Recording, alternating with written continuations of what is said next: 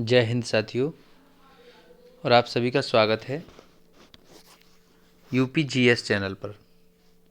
Uttar Pradesh general study channel आप सभी का स्वागत करता है। और इस चैनल के माध्यम से आज हम इस वीडियो में बात करेंगे उत्तर प्रदेश में खंड शिक्षा अधिकारी भर्ती की। देखिए दोस्तों, 2023 में उत्तर प्रदेश लोक सेवा आयोग ब्लॉक एजुकेशन ऑफिसर की भर्ती निकालने वाला है। ठीक है, अभी तक प्राप्त सूचनाओं के आधार पर लगभग 60 से ज़्यादा पदों पर भर्ती आने वाली है। ठीक है, तो इस वीडियो में हम इस भर्ती से संबंधित कुछ जानकारी देखेंगे, संक्षिप्त जानकारी। देखिए, खंड शिक्षा अधिकारी क्या है। देखिए, शिक्षा के क्षेत्र में बढ़ावा देने के लिए समय समय पर अनेक प्रकार की योजनाओं का संचालन किया जाता है, जिन्हें प्रत्येक राज्य के जिले के अंतर्गत ब्लॉक स्तर पर यानी तक विभिन्न माध्यम से लोगों को जागरूक किया जाता है। ठीक है, प्रत्येक जिले में शिक्षा से संबंधित सभी प्रकार की कार्रवाई करने के लिए बेसिक शिक्षा अधिकारी होता है। ठीक है, उसी प्रकार ब्लॉक स्तर पर जिले पर कौन होता है, बीएसए है ना, इसको बीएसए कहते हैं। ठीक है, बीएसए बेसिक शिक्षा अधिकारी। और ब्लॉक स्तर पर कौन होता है, खंड शिक्षा अधिकारी। ठीक है, इसे हम बीईओ कहते हैं। ठीक है, और जो सामान्य बोलचाल में इसे एबीएसए कहते हैं। ठीक है, एबीएसए।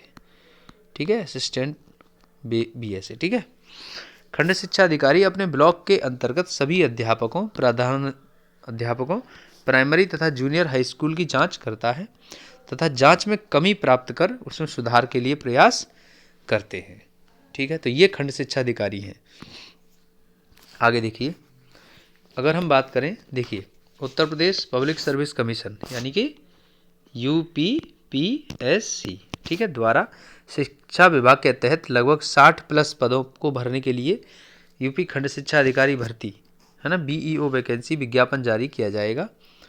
ठीक है, यूपीपीएससी खंड शिक्षा अधिकारी भर्ती 2023 विज्ञप्ति के तहत पदों पर भर्ती प्रक्रिया की जाएगी। ठीक है, देखिए अगर हम इसकी बात करें क्या क्या एजुकेशनल क्वालिफिकेशन होना चाहिए। देखिए, किसी मान्यता प्राप्त विश्वविद्यालय से है ना ग्रेजुएशन की डिग्री होनी चाहिए। ठीक है, साथ ही साथ बीईओ बनने के लिए अभ्यर्थी को बीएड की डिग्री भी होना चाहिए। ठीक है, बैचलर ऑफ एजुकेशन। ठीक है, आयु सीमा की अगर हम बात करें तो देखिए 21 वर्ष से 40 वर्ष के बीच में रखी गई है। ठीक है, बाकी रिजर्वेशन के अकॉर्डिंग एससी, एसटी और ओबीसी को अलग अलग छूट दी जाएगी। ठीक है, अगर हम इसकी वेतनमान की बात करें, देखिए तो ये ग्रुप सी का गेजेटेड पद है।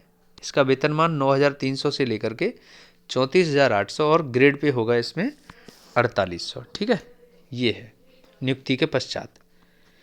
आगे देखते हैं, देखिए सिलेक्शन प्रोसेस क्या होगा।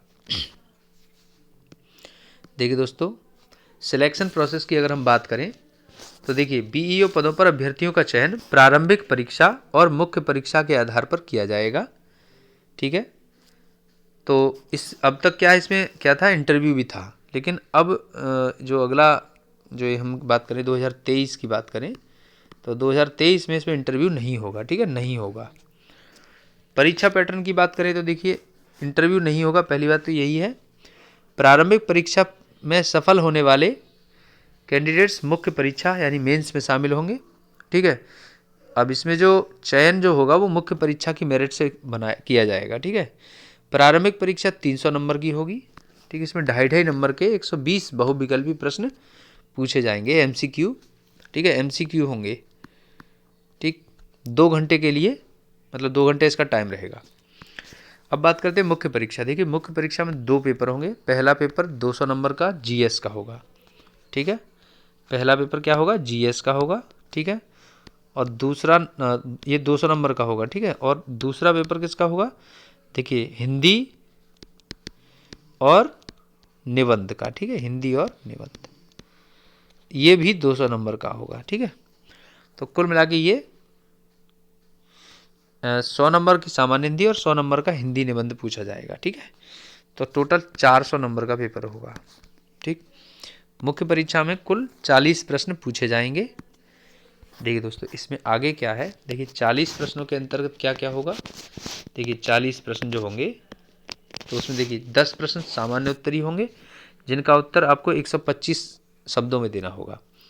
10 लघु उत्तरी प्रश्न होंगे जिनका उत्तर 50 शब्दों में लिखना होगा। 20 अति लघु उत्तरी प्रश्न होंगे जिनका उत्तर 25 शब्दों में लिखना होगा। ठीक है।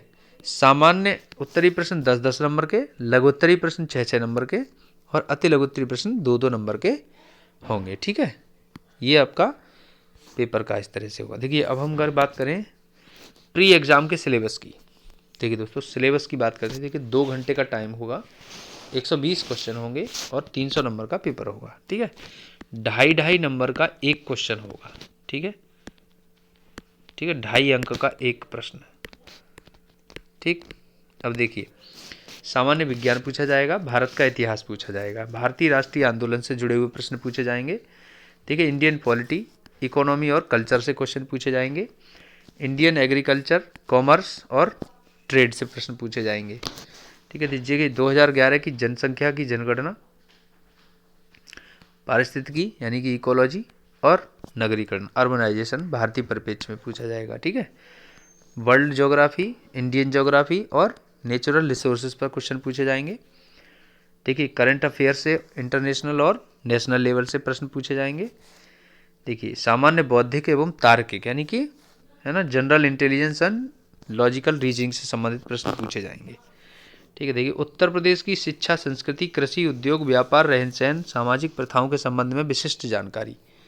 ठीक है, नहीं यूपी स्पेशल, इसको क्या कहेंगे आप, यूपी स्पेशल क्वेश्चन, इससे संबंधित क्वेश्चन होंगे। ठीक है, देखिए प्रारंभिक गणित हाई स्कूल स्तर तक। ठीक है, बेसिक मैथमेटिक्स पूछा जाएगा जिसमें अंकगणित, बीजगणित और रेखागणित से जुड़े हुए प्रश्न होंगे। ठीक है, तो दोस्तों ये हमारा प्री एग्जाम का सिलेबस है।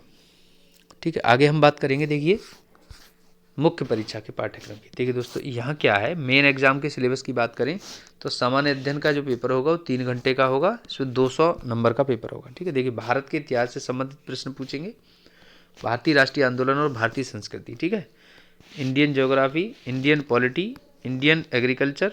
ठीक है, देखिए करंट अफेयर से संबंधित प्रश्न पूछेंगे। ठीक है, इसके अलावा देखिए सामाजिक संगति के विषय में भारत और विश्व। ठीक है, भारत और विश्व में जुड़े हुए है ना ऐसे सोशल मुद्दों पर। ठीक है, सामाजिक मुद्दों पर प्रश्न। ठीक है, भारतीय अर्थशास्त्र, इंडियन इकोनॉमी। ठीक है, अंतर्राष्ट्रीय मामले और संस्थाएं। ठीक है, संस्थाएं जैसे यूएन हो गया है ना, वर्ल्ड बैंक हो गया। ठीक है, इसके अलावा आईएमएफ हो गया। ठीक, इस तरह से है ना नाटो है। ठीक है, ये इस तरह से संस्थाएं हैं तो उनके बारे में पूछेगा। साइंस एंड टेक्नोलॉजी है ना, कम्युनिकेशन, स्पेस, इन सब के बारे में बात करेंगे। ठीक है, वो प्रश्न पूछेंगे। शिक्षा में अद्यतन विकास। ठीक है, देखिए development, current development and education, जैसे इसकी बात अगर हम बात करें तो देखिए नेशनल एजुकेशन पॉलिसी से संबंधित प्रश्न पूछ सकता है। ठीक है, देखिए उत्तर प्रदेश की संस्कृति, कृषि, उद्योग, व्यापार, रहन सहन, सामाजिक प्रथाओं के संबंध में यहाँ भी वही यूपी स्पेशल से संबंधित प्रश्न पूछेगा आपसे। ठीक है, देखिए आगे देखते हैं। देखिए अब हम सामान्य हिंदी और निबंध की बात करें। देखिए सामान्य हिंदी और निबंध ये कन्वेंशनल यानी प्रथम खंड सामान्य हिंदी की बात करेंगे। यहाँ पे 100 अंक का है। देखिए अपठित गद्यांश। ठीक है, अनसेन पैसेज पूछा जाएगा, यानी वो दिया रहेगा आपको लगभग मान लीजिए 400 शब्दों का दिया होगा तो आपसे संक्षेपण कराएगा, नहीं शॉर्ट में करवाएगा, सार लिखने को उसका पूछेगा, उससे संबंधित प्रश्न पूछेगा। उसमें से रेखांकित अंशों की व्याख्या और उसका उपयुक्त शीर्षक। ठीक है, सुटेबल टाइटल पूछेगा। शासकीय और अर्धशासकीय पत्र, कार्यालय आदेश, ज्ञाप। ठीक है, अधिसूचना, प्रेस विज्ञप्ति और परिपत्र संबंधी पत्र लेखन, आलेखन। कुल मिला के विभिन्न प्रकार के आपको लेटर्स की बात, लेटर्स आपको आना चाहिए लिखना। ठीक है, विभिन्न विभागों के बीच पत्राचार का मामला है। तो वाक्यों का हिंदी से अंग्रेजी और अंग्रेजी से हिंदी में अनुवाद पूछेगा। ठीक है, अनेकार्थी शब्द, विलोम शब्द, पर्यायवाची शब्द, तत्सम एवं तद्भव, क्षेत्रीय विदेशी शब्द भंडार। ठीक है, वर्तनी, अर्थबोध, शब्दरूप, संधि, समास, क्रिया, हिंदी वर्णमाला, विराम चिन्ह, शब्द रचना, वाक्य रचना, अर्थ, मुहावरे, लोकोक्तियाँ। उत्तर प्रदेश की मुख्य बोलियां तथा हिंदी भाषा के प्रयोग में होने वाली अशुद्धियां। ठीक है, ये आपको सामान्य हिंदी के खंड के अंतर्गत 100 नंबर में पूछेगा। चलिए आगे देखते हैं। अब देखिए ये दूसरा खंड है, हिंदी निबंध। देखें दूसरा खंड हिंदी निबंध, निर्धारित अंक 100। ठीक है, देखिए इसके अंतर्गत 2 उपखंड होंगे, प्रत्येक उपखंड से एक एक निबंध, कुल मिलाकर 2 निबंध लिखने होंगे। ठीक है, प्रत्येक निबंध की विस्तार सीमा 700 शब्द होगी, लगभग 700 वर्ड्स में आपको, ठीक है, ये निबंध लिखने होंगे। ठीक, अब देखिए आगे, निबंध हेतु क्या क्या है ना मुद्दे हो सकते हैं, जैसे साहित्य संस्कृति से पूछ सकता है, राष्ट्रीय विकास योजना और उसका क्रियान्वयन इससे पूछ सकता है, राष्ट्रीय अंतर्राष्ट्रीय सामाजिक सामाजिक समस्या निदान, है ना, इनसे जुड़े हुए प्रश्न पूछ सकता है, निबंध पूछेगा। दूसरे खंड में देखिए विज्ञान पर्यावरण से पूछ सकता है, प्राकृतिक आपदाएं एवं उनके निवारण, ठीक है, नेचुरल डिजास्टर जो होते हैं और उनसे संबंधित समाधान है, कृषि उद्योग और व्यापार से पूछ सकता है। ठीक है, ठीक है, देखिए दोस्तों हमने खंड शिक्षा अधिकारी BEO से संबंधित जानकारी प्राप्त कर ली। ठीक है, देखिए दोस्तों हम यहाँ पर इस वीडियो में हमने बात की BEO की तैयारी के संबंध में कि हम BEO के लिए यानी BEO कैसे बन सकते हैं। ठीक है, और इसके अलावा इसका पाठ्यक्रम क्या है। ठीक है, सिलेबस हमने देखा। देखिए कोई भी परीक्षा की तैयारी करने से पहले उसके पाठ्यक्रम को अच्छी तरह समझना बहुत ज़रूरी है, तो हमने इसे पढ़ा। ठीक है, अच्छे से। इस चैनल पर हम BEO, ठीक है, BEO ROARO, है ना, इनसे संबंधित परीक्षा, ये जो 2 परीक्षाएं हैं इनसे संबंधित तैयारी करेंगे, तो आप लोग चैनल पर जुड़ जाइए। ठीक है, चैनल को सब्सक्राइब कर लीजिए, UPGS। ठीक है, थैंक्स फॉर वॉचिंग।